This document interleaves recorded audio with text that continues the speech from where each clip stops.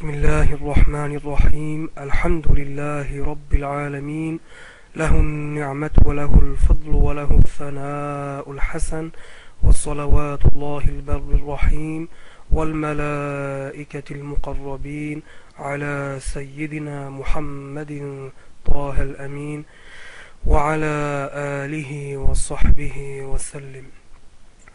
Assalamu alaikum wa rahmatullahi ta'ala wa barakatuh, mes frères et sœurs. Je vais donc aujourd'hui donner certaines preuves en complément de ce que j'avais cité auparavant. Tout d'abord, comme d'habitude, j'aimerais réagir donc sur certains commentaires, car je les lis régulièrement. Alors, je ferai d'ailleurs une audio consacrée exclusivement aux commentaires, parce que bon, je lis quand même des choses assez hallucinantes. Alors je lis par exemple qu'avoir recours à la logique, donc à la raison, serait signe de faiblesse. Alors je vous demande, est-ce que c'est sérieux, mais je sais pas, je comprends pas là. Est-ce que vous êtes sérieux? Vous pensez peut-être que Allah nous a dotés d'une raison pour ne pas s'en servir? Des yeux pour ne pas regarder, une bouche pour ne pas parler. Est-ce que vous êtes sérieux? Je vous demande. Donc Allah nous a créé, Allah Ta'ala nous a créé avec une raison, mais d'après vous, il ne faut surtout pas s'en servir. Bon. Alors d'autres me disent, Sunnite 1, tu n'utilises que ta logique, et nous utilisons les versets et les hadiths. Alors oui, les versets et les hadiths équivoques, ça on avait bien compris. Donc, soi-disant, j'utiliserai ma logique. Alors, vous pensez qu'il y a combien de logiques, vous? 3, 4, 5. J'utilise pas ma logique, mais la logique. Donc si je vous dis 1 plus 1, vous allez pas me dire, selon ma logique, à moi, ça fait 3. Parce que bon, là, je pense que vraiment... vous réfléchissez pas. Apparemment, vous aimez pas réfléchir. Voilà. Vous n'aimez pas réfléchir. J'ai une autre petite remarque. Je vous pose régulièrement des questions, et vous me répondez par des questions. Donc j'en conclus que vous n'avez pas de réponse. Mais Inch'Allah, je vais répondre à vos questions, il n'y a pas de souci. Alors on me dit, Sunnite 1, cite-nous un de nos savants qui dit que Dieu s'assoit sur le trône, ou s'établit, parce que bon, s'asseoir et s'établir, c'est pareil. Parce qu'ils expliquent aussi l'istiwa par l'établissement. Donc je vous invite à lire les commentaires. Même si maintenant ils sont passés encore à une autre version, ils disent que l'istiwa c'est l'élévation de Allah au-dessus de son trône. Ça c'est la nouvelle version. Donc ça, Inch'Allah, je vais y venir dans la prochaine audio qui va suivre, Inch'Allah. Alors, je vais vous citer un de leurs soi-disant savants, donc, qui se nomme Abu Bakr al-Jazairi, dans son livre qu'il a intitulé Minhaj al-Muslim, c'est-à-dire la voie du musulman. Moi je l'appellerais plutôt la voie de l'anthropomorphisme, mais bon.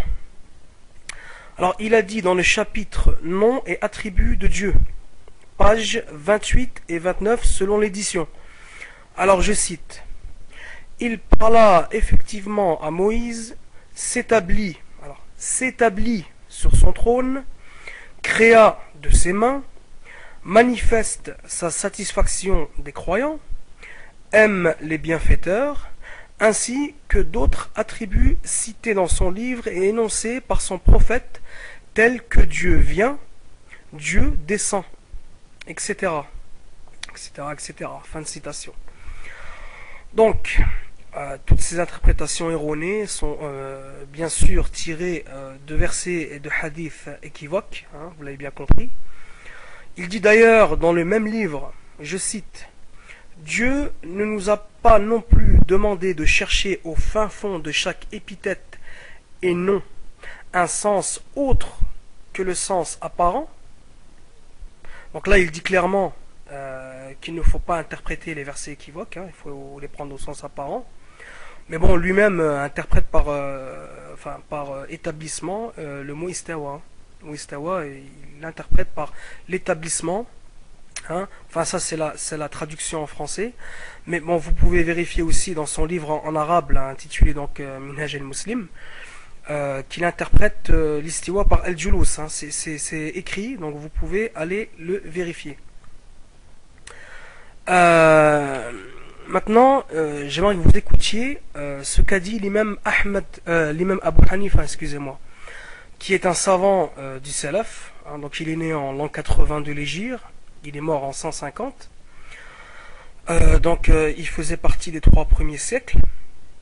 Donc il a dit dans son livre Al-Wasiyah, page 81.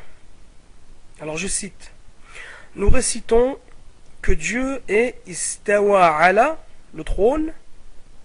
Donc nous récitons que Dieu est istawa ala, le trône, sans qu'il ait un besoin, ou qu'il soit établi sur le trône. Il est le protecteur du trône, et d'autres que cela, sans qu'il ait un besoin. Car s'il avait un besoin, il n'aurait pas pu faire exister le monde, ni ce qui lui advient, comme les créatures. Et s'il avait le besoin de s'asseoir, julus, et de s'établir, istiqrar, alors avant de créer le trône, où donc aurait-il été? Dieu est exempt de ce que lui attribuent les injustes. Bon, alors là, vous voyez bien que l'imam Abu Hanifa a bien expliqué en disant istawa ala ne s'interprète pas par le fait que Allah serait assis ou établi sur son trône, contrairement à Abu Bakr al-Jazairi, qui dit clairement qui s'est assis ou établi. Bon, et vous remarquerez aussi que dans ce paragraphe, l'imam Abu Hanifa n'a pas interprété le mot istawa par domination dans ce paragraphe, car le propre des salafs, c'est de donner un sens général, beaucoup plus global, en se détournant bien sûr des interprétations anthropomorphistes telles que s'asseoir ou s'établir. Donc il donne, en fait, il a donné, il n'a pas interprété directement par domination, mais donc il s'est détourné de ce qui n'est pas digne d'attribuer à Allah Ta'ala.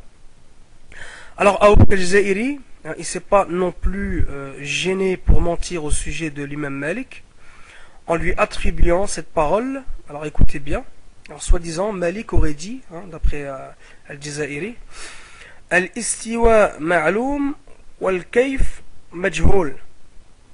Alors, ce qui signifierait, si je traduis, l'istiwa est inconnu, et l'istiwa est connu, et le comment est inconnu.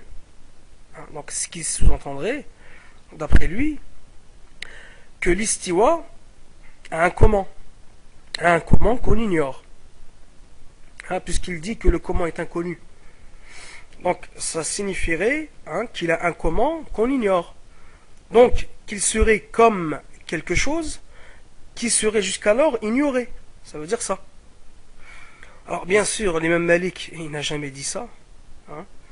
Donc Ibn Zayd al-Qayrawani, qui était un grand savant malikite, mort en 386 de l'Hégire, dit dans son livre Kitab al-Jami' fi Sunan Wal-Adab wal-Maghazi wal-Tarikh, page 123.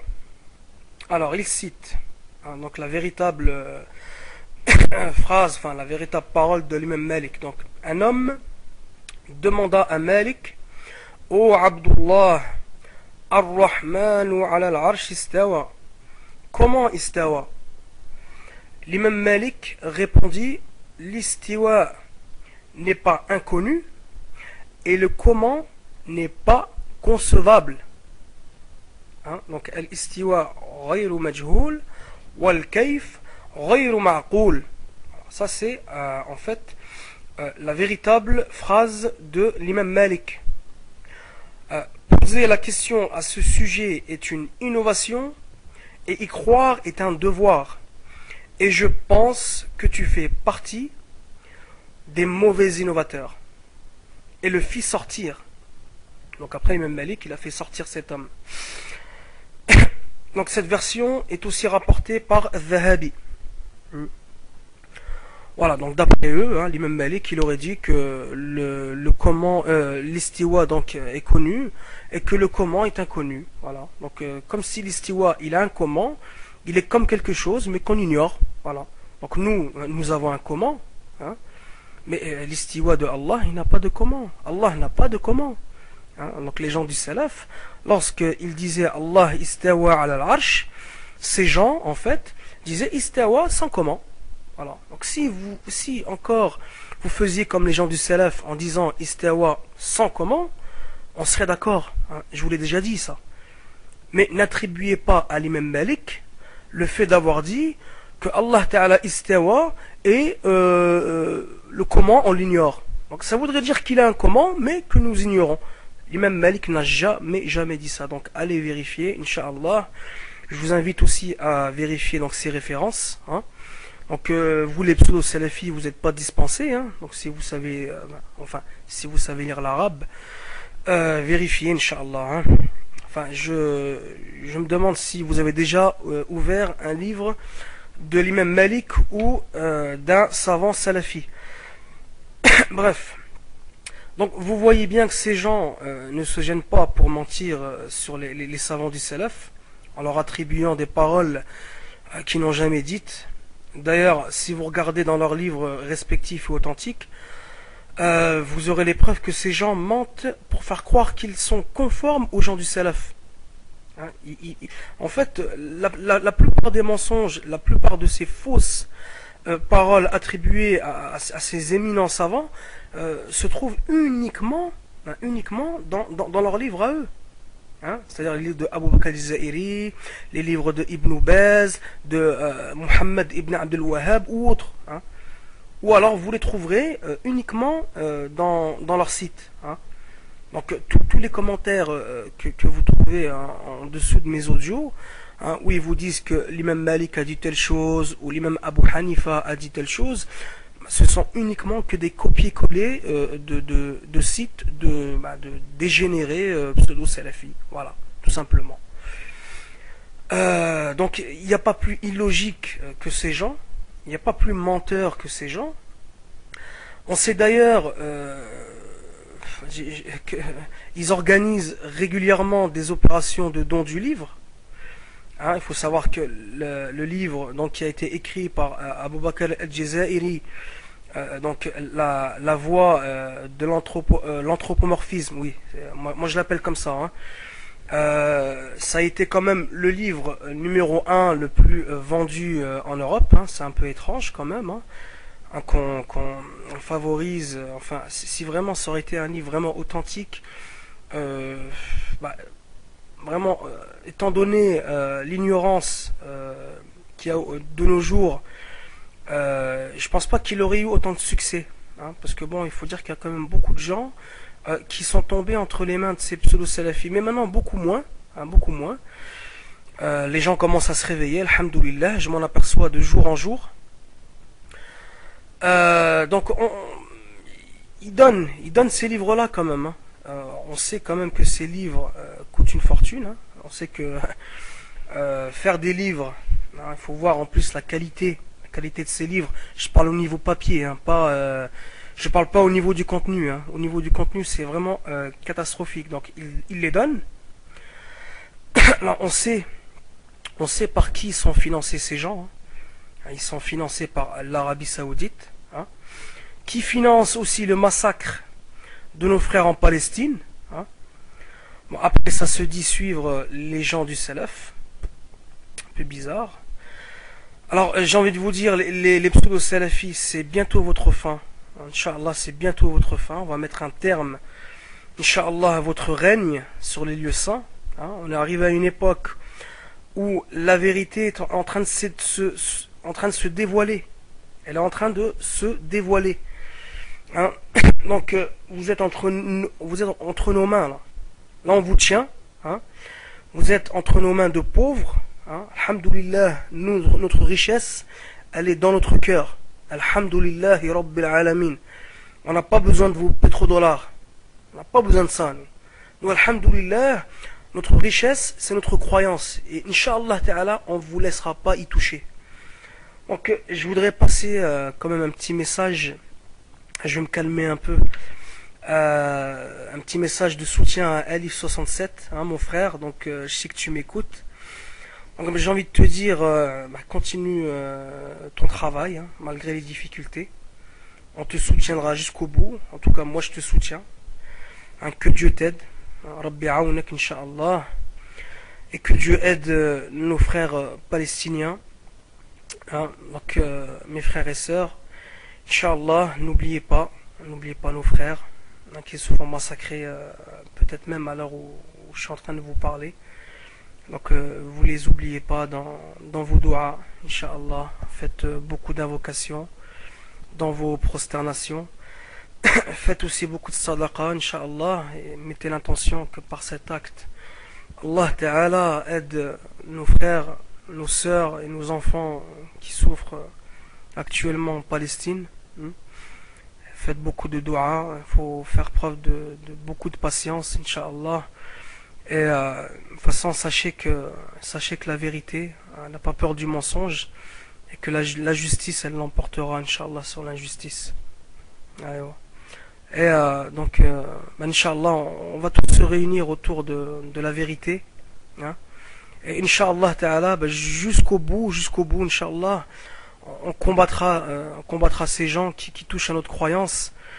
Et Inch'Allah Ta'ala, Allah, il va nous rendre, Inch'Allah, victorieux. Ya Rabbil Alamin. Voilà. Donc, tous les gens épris de justice, hein, tous les gens assoiffés de justice, hein, qui veulent la paix, je m'adresse à vous et faites beaucoup d'invocations, Inch'Allah, pour nos frères qui sont en Palestine. Alors, barakallahu fikum, et je vais faire, Inch'Allah, une seconde audio très vite là. Il y a encore certaines choses à dire, et je vous dis à bientôt.